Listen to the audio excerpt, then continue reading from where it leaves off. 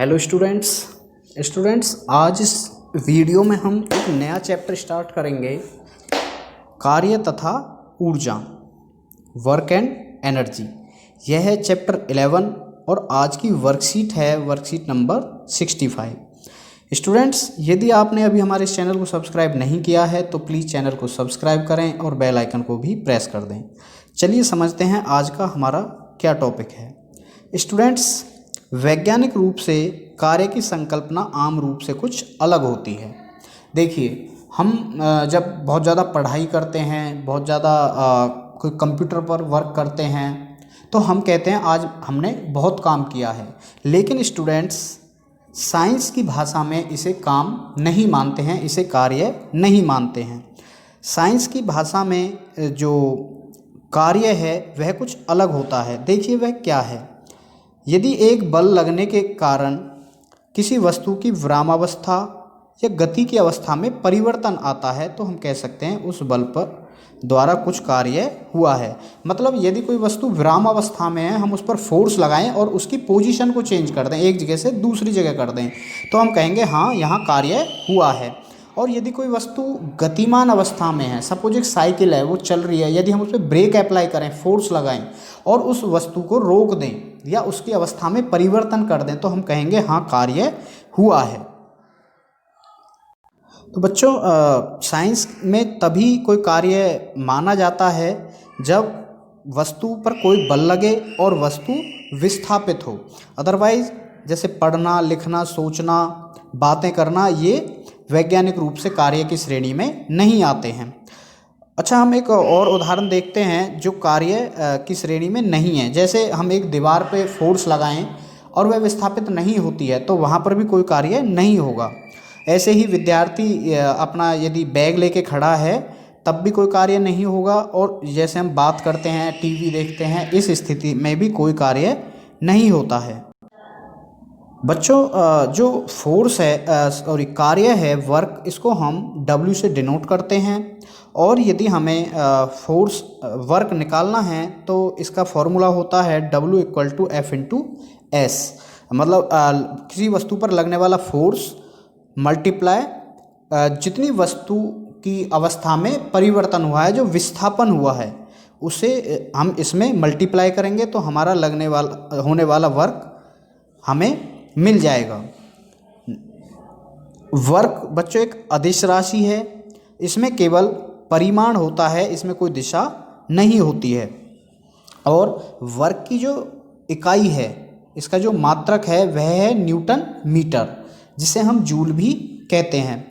एक जूल कितना कार्य होता है? जब एक न्यूटन बल द्वारा किसी वस्तु को 1 मीटर तक विस्थापित किया जा सके तो उस पर किए गए कार्य की मात्रा 1 जूल कहलाती है। मतलब जब 1 न्यूटन बल के द्वारा किसी वस्तु को 1 मीटर तक विस्थापित करते हैं तो उस स्थिति में जो कार्य होता है विस्थापन में, वह 1 जूल होता है। स्टूडेंट्स, जो कार्य है वह 3 तरह के होते हैं, धनात्मक, ऋणात्मक और शून्य कार्य। देखिए क्या है। जब वस्तु पर लगने वाला बल और उसके विस्थापन की दिशा समान हो तो उस परिस्थिति में कार्य धनात्मक होता है। आपने देखा होगा बच्चा जब अपने खिलौने को खींचता है तो बच्चे के द्वारा जो लगने वाला फोर्स है और जो खिलौने के खींचने की दिशा है वो दोनों सेम हैं। बल भी उसी दिशा में लग रहा है और खिलौना भी उसी दिशा में मूव कर रहा है। तो हम कह सकते हैं कि ऐसा कार्य धनात्मक कार्य है। नेक्स्ट, ऋणात्मक कार्य, जब विस्थापन की दिशा और लगने वाला बल दोनों अलग अलग दिशा में हों।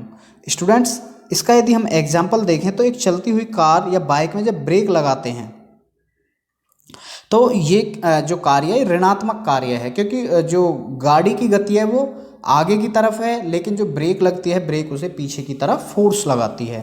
तो फोर्स और विस्थापन दोनों की दिशा अलग अलग होती है। ऐसे में हम कहेंगे यहाँ पर होने वाला कार्य ऋणात्मक कार्य है। नेक्स्ट, एक बल द्वारा किया गया कार्य शून्य तब कहलाता है यदि बल द्वारा वस्तु की अवस्था में कोई परिवर्तन नहीं आता है। स्टूडेंट्स, इसका यदि हम एग्जाम्पल देखें तो पृथ्वी के चारों ओर चक्कर लगाता है एक उपग्रह या कुली के सर पर बोझ।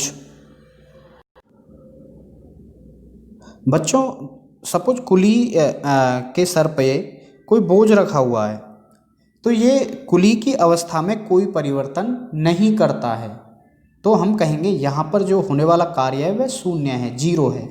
ऐसे ही जब पृथ्वी के चारों तरफ कोई सैटेलाइट चक्कर लगाता है तो यहाँ पर कोई कार्य नहीं होता।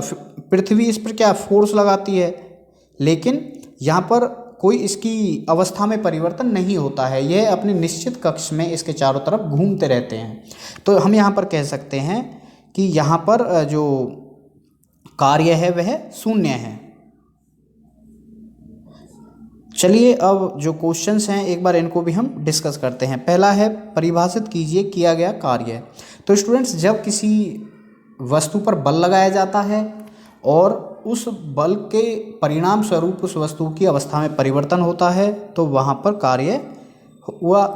कार्य होता है। एक जूल कार्य क्या है? जब 1 न्यूटन बल के द्वारा किसी वस्तु को 1 मीटर तक विस्थापित किया जा सकता है तो इसे 1 जूल कार्य कहते हैं। नेक्स्ट है वैज्ञानिक रूप से कार्य होने की परिस्थितियां दशाएं बताइए। तो स्टूडेंट्स, वीडियो में हम पहले समझ चुके हैं, आप जब वीडियो को देखेंगे तो आप इसे समझेंगे।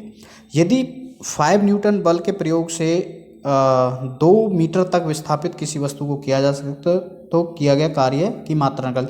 स्टूडेंट्स, वर्क का फॉर्मूला हमने पढ़ा है F × S।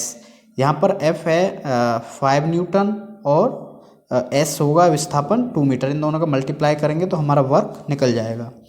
अपने दैनिक जीवन में धनात्मक, ऋणात्मक और शून्य कार्य के उदाहरण दीजिए। तो स्टूडेंट्स, आप अभी पीछे इस वर्कशीट से देख करके इसे कर सकते हैं। एक नियत बल द्वारा किया गया कार्य का मात्रक लिखिए।